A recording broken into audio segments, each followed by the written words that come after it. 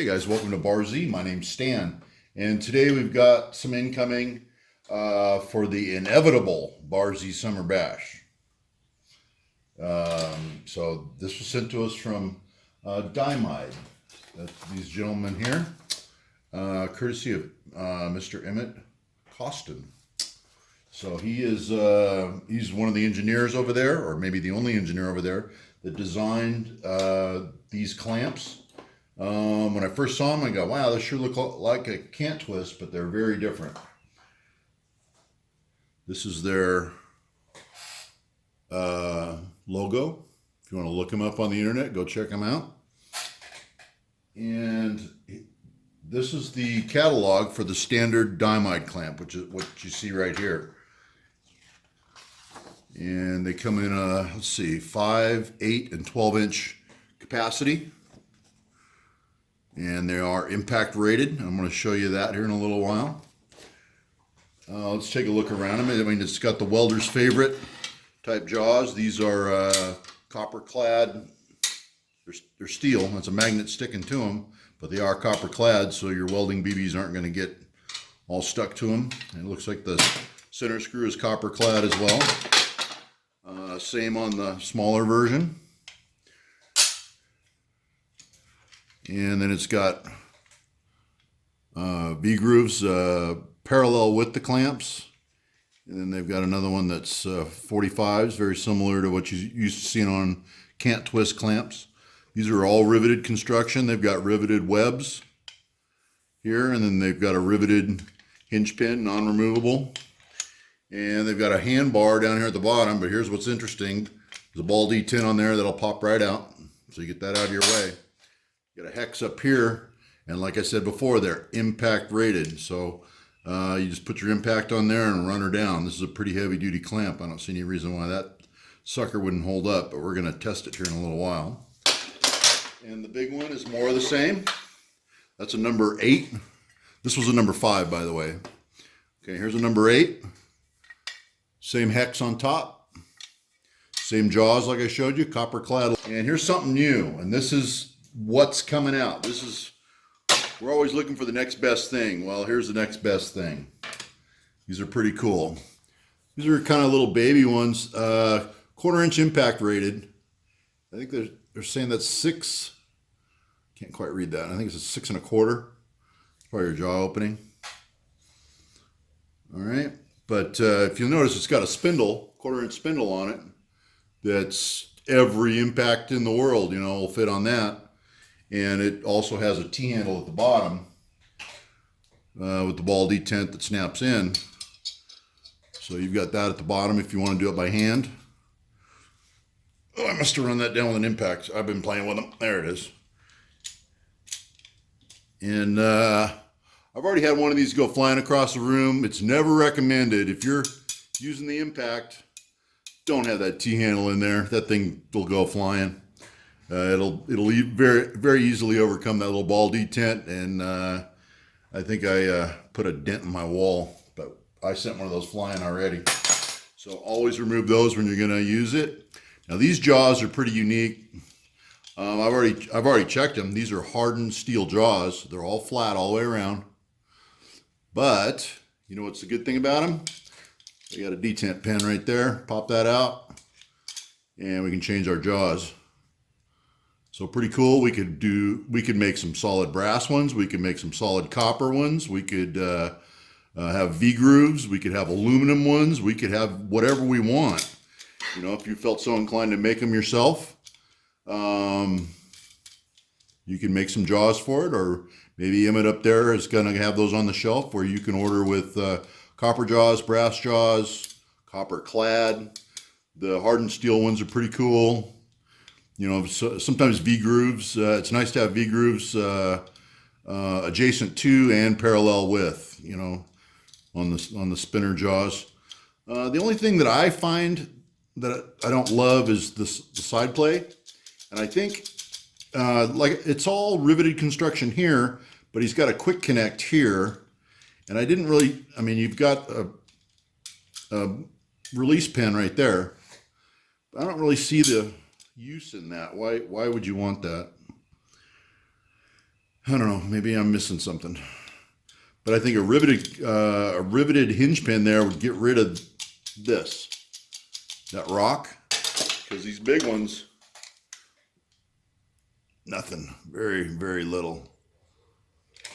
So I don't really see the purpose of having a hinge pin there unless something's completely escaping me. Anyways, 1/4-inch drive. These are new. These are coming out on the 14th of July. And what he's got a launch on July 14th. He uses Kickstarter to kick off his new ones. Wow, these are cheap. $39 each on Kickstarter. If you want to get your hands on one. Permanent Kickstarter link. Okay, he sent me a link, so I'm going to put a link down in the description to his Kickstarter. Go check him out. But that's pretty darn cool that he's using Kickstarter to launch these. And he sent them to me, and he wanted my honest opinion on everything. He said, hey, let me know what you think of the 1/4-inch drive. So we're gonna test some clamping force. Let me grab we're gonna use a beast of an impact. For those of you that know what that is, that's an M18 fuel surge. That's the hydraulic drive. And it's the 3-speed unit. And of course, we're gonna be testing it on 3. So, and when you're using one of these, you need to keep your hands out of the way. You can really get that clamp moving.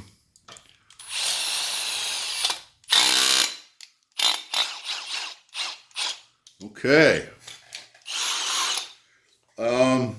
Now for doing my tests, I don't have a load cell. I would love to have a little electronic load cell or something where I could test the clamping forces of all these. But what we're going to do, we're going to go ahead and use a piece of aluminum welding rod. And we're just going to put it down to the bench. We're going to go along and we're going to clamp with all 3 sizes of Dynamite. We're going to clamp with some, these are shop-built cant twists made for me by my friend Mr. Rick Gearhart. We're also going to test it with a genuine cant twist by hand. We can't do anything else with the cant twist except do it by hand. And basically, we're going to see how far, this is just dead soft aluminum, we're going to see how far each one deflects. Now you're going to say, well, the jaw size makes a huge difference. We're going to use the side of the jaws, like this one's got a big one and a little one pretty much, so they meet into each other. We're going to use the biggest one here. We're going to use the smallest one here, and then on a cant twist you got a big and a small too, and we'll pick the fatty, on there to do our test, and we'll try to match the size of the jaws as close as we can. There's some brass jawed units there, so we'll probably pick the big one there to match them up. So the surface area makes a big difference, and I know it's not a real technical test. And it's not going to give us a PSI, a hard number. But you know what? We're going to get a visual to get an idea what the clamping force of these guys are compared to the cant twists. And I got a whole drawer full of cant twists over there. We can do all kinds of playing around. So let's get to that test, and we'll talk about these a little more and wrap it up. Okay, well, I got my aluminum welding wire pinned down on the table with a couple of Mr. Rick Gearhart cant twist clamps. And I'll show you why I picked those to do that. If you look closely at the jaws, these are Rick's clamps. He's got one V-notch adjacent to the clamp. He's got another one parallel with the clamp. Same on the lower jaw. Parallel with, adjacent to. So, I just dropped that welding wire into the V-notch, and here I'm coming in parallel. I found that I use them adjacent to more often than I use them parallel with. I don't use that parallel with very often. So, and the cant twist does not offer that. We've got parallel with and our 45, and that's it.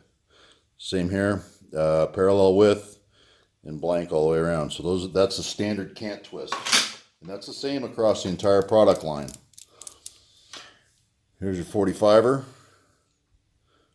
and parallel width. And your cant twists are all riveted. You're never going to get those jaws out. I guess you could grind the rivets out and put your own shoulder bolts in there or something. But after you spend that much money on a clamp, who wants to modify them? Okay, so we're gonna start with a Rick Gearhart clamp, and we're gonna use. I think we're gonna go ahead and use the big jaw, and I'm gonna have to do this just by hand, and see if I can even put a dent in that aluminum by hand here. We got no power tools or anything available to us, and we're gonna gronk down. No cheater bars allowed. Ow. How about a nice big pair of cant twists? We're gonna use a large one there, very similar to what Rick's got here. And we got a little bit bigger cheater handle on that one.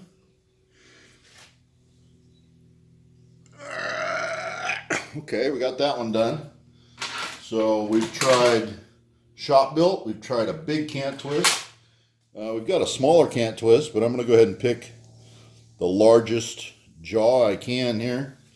And we're not using any of the V notches. We're just using the flat portion of it, trying to put a dent in it.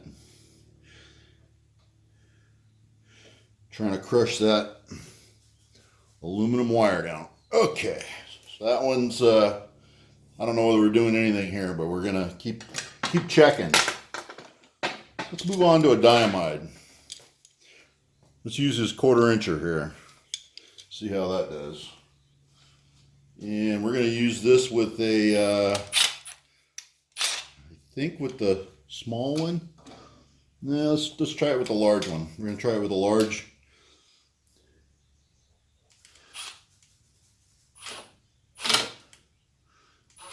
Okay, we're lined up. Hit it.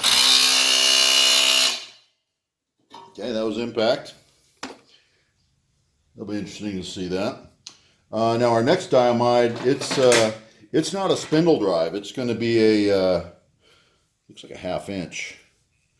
So that would probably serve double duty. We'll go ahead and go with the number 5. But a 1/2 inch Imperial drops right on there. So for you metric guys, you could throw a 13mm on there, and that would fit just fine. And put a spindle on there, and I'm going to put it back in my little impact. And this one we're going to use the smallest jaw available. Again, smooth side down.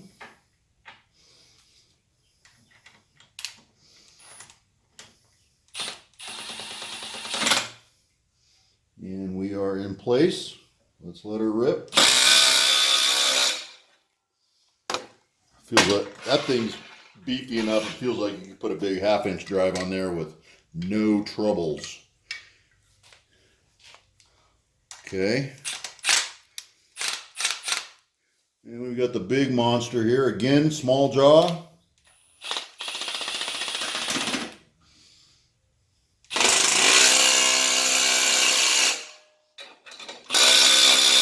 That's all the way to stall on both of them with my little impact on number 3. All right. So that's what we got there. And each one of those is pinched down. Sorry. Okay, each one of those is pinched down on that aluminum rod. So we went from largest all the way to smallest with cant twists. And like I say, this isn't going to tell us any PSIs, or it's not really going to tell us anything, except it's going to give us a visual. And you're going to have to take my word for it that I gronked down on all these cant twists as tight as I could. It's going to take 2 hands to get that one loose.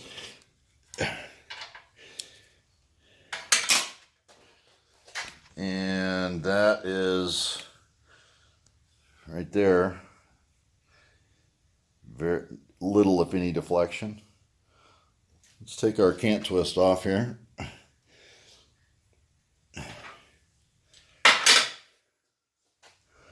Okay, I got a little bit there. So let that focus up on that. There it is. So we got a little bit on that cant twist. That was my biggest cant twist. That is a number. Oh, they just go by inches. This is their 4.5 inch. Okay, I've got a little bit smaller cant twist over here. Let's see what that one looks like. Pardon my hand. I got to get 2 hands on that little T-bar. All right, nothing there. So far the 4.5 inch is doing good with that little dent we did there. Let's get a little farther into it. I'm going to move you over here, and we're going to do this Dimide. This is the 1/4 inch.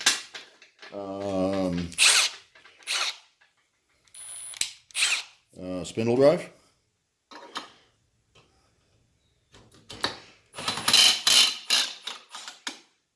Oh, that one's got quite a crush. So we're getting a good visual on that. That thing pulled it down pretty damn tight. Flattened it out pretty good. Okay, let's go back to our 1/2 inch drive here, and we're going to take out the, I think this is the number 5. Yeah. Okay. And let's pop this one loose.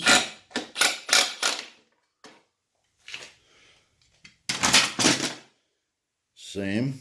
It pulled it down pretty darn tight there. And let's do our big dog. Oh, that one almost cut it. Look at that. Let's go to that last one down there. That was our big one. It's not gonna be hard to spot. Oh, there she blows. Might have been crooked on the table or something. But that really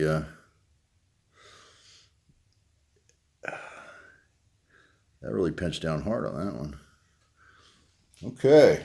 Well, I bet if I put a bigger impact on it, it would probably just cut that wire in half.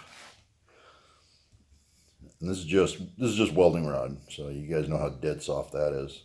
But it gives you a good visual indication. This one right here is his new model. That's the 1/4 inch drive. I'm pretty impressed with that one. That one's got some pretty good squeeze them to it. There's a side view of it. So it's got some good clamping force there, especially compared to cant twist. That's by hand. That's as tight as I could, and that's the biggest cant twist I have. That's a 4.5 inch. Okay, just for the heck of it, I reconfigured this one. You can see I got my hinge pin back here, and I bumped it up one. There's 2 pinholes here. This is where the jaws were, and I moved the jaws out to here. There's the old configuration. So basically I just flipped it over, and you can see that puts my spindle drive, flips it end for end. Not that it matters, you could do that if you needed to. But it puts big jaw on top, little jaw on bottom. Just the opposite of what it is. So pretty convertible. Just by popping some pins out, you can switch around the jaws, and you get a little bit more reach out of it. If I'm using the pin right here to measure from, going out to the jaws, you get a slight bit more reach out of it. Probably maybe another 1/2 inch or so of reach. So if you were working on the edge of the table and you had to get in a little deeper, you can certainly do it with those. So I'm in this hole to one of these here, and you've only got a single hole out here. So I got I got the jaws in the single hole on the other one, and then I brought the end hole down to this one here, and the jaws line up perfectly. When you tighten up, jaws come together just like they're meant to be. Trying not to pinch my fingers. There we go. So they line up just fine. And everything functions fine, no binding or anything, so they are convertible enough that you can switch them around like that. Let's see if you get any bigger opening that way. This might be interesting. I think flipping those around, we just extended our jaw opening capability. Absolutely. Look at that. Just by flipping it around. I've probably got another 1.5 inches of jaw opening there just by flipping those pins around. So the more I play with them, the cooler they are. You know, that's pretty neat. Just by reconfiguring, you can see where I moved the hole. Here, just a small geometry change that clears our pin here. This center screw, the clamping screw, is not binding on our pivot pin here.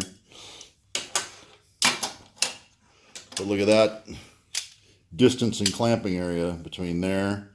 You line up those tops, and look at the bottom. Just by flipping the jaws around. Pretty darn cool. Highly recommended. I think you guys, Emmett wrote on here, launch on July 14th. You need to go check out this Kickstarter. Like I said, link below. Go check them out. Some lucky bash, either an attendee or someone playing raffle online is going to win this set of clamps that I just got done playing with. I'll put them back together the right way, I promise. And then I think another one will win this pair here.